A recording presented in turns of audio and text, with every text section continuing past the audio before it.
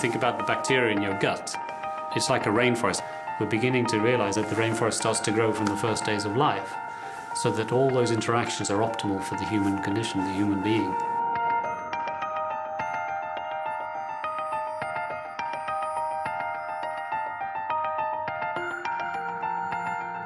The flora is not well established. You can have an imbalance in the immune system, which can lead to allergy, which is epidemic in the Western world, or it can lead to diabetes, it can lead to autoimmune disease, and so on.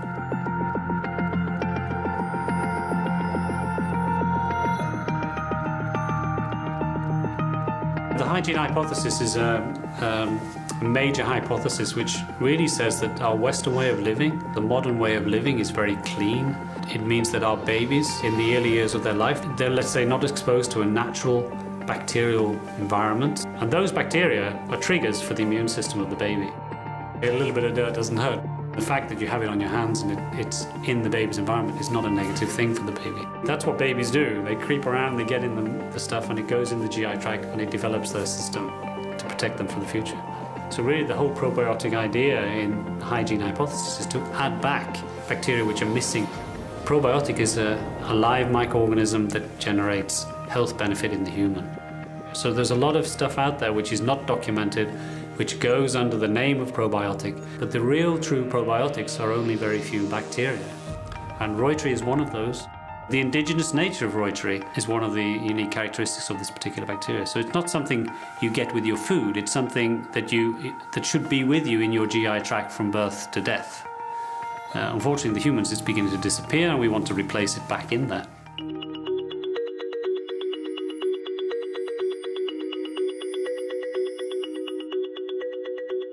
The studies of Reuteri began in the early 80s when Professor Reuter from Germany actually defined or described the bacterium as such. And research has been going on since then. If you look at the clinical data that we have in children, you can see strong evidence that it's affecting colic, it's affecting gut motility positively. It'll protect children from infections when they go into a daycare environment, for instance. So it's a prophylactic protection from infection. We have data which is indicating that it's affecting the immune system in children such that it's preventing potentially long-term allergic disease. And we have data that if you have a child that, for instance, are being treated with antibiotics, that you can improve the outcome of the child, that is to say, improve symptomology. The rise in clinical data with probiotics is exponential now. It's growing very, very rapidly. And the physicians in the US are not only seeing that data, but they're also taking part in those studies now themselves. And that in itself is generating awareness of Reuteri in the US. So you have all these things, so the physicians begin to say, okay, we know it's doing all this stuff, why would you not give it? It is extremely safe. We've been searching the literature for all the years we've been doing the research.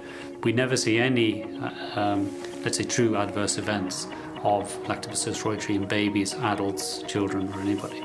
It's a natural bacteria. It comes from the breast milk of a mother. 12 to 15% of mothers have Reuteri in the breast milk, and it's in our environment. So it's not a dangerous thing in any way. And that's also a very important point. So there is no real reason not to use the Reuteri in infants.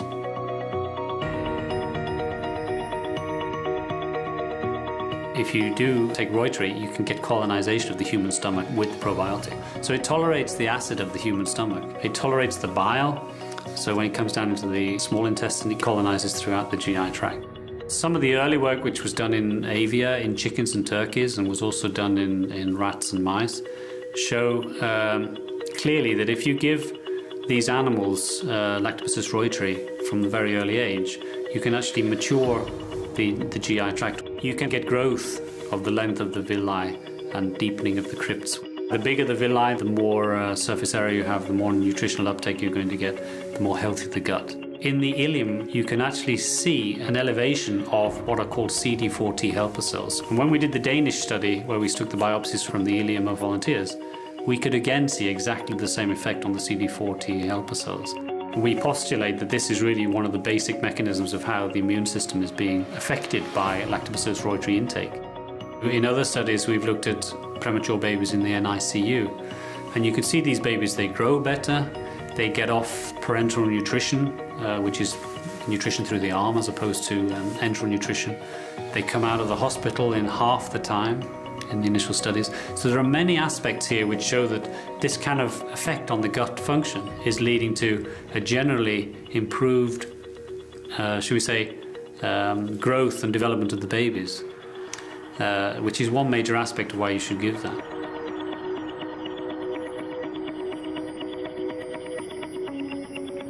One of the unique characteristics of Reuterin is its ability to produce Reuterin. When Reuterin comes in contact with the pathogen becomes sensitive to that Reuterin. So Reuterin will actually inhibit the growth of or kill the pathogen, whilst not affecting the commensal, what we call the commensal bacteria, the good bacteria, so that you get this change in good to bad ratio in the GI tract.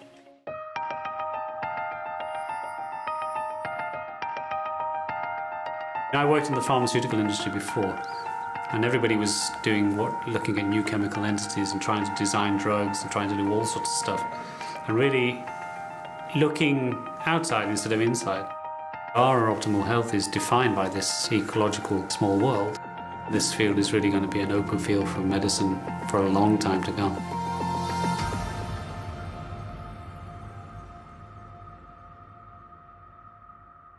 減災栄養はあなたの健康に寄り添います。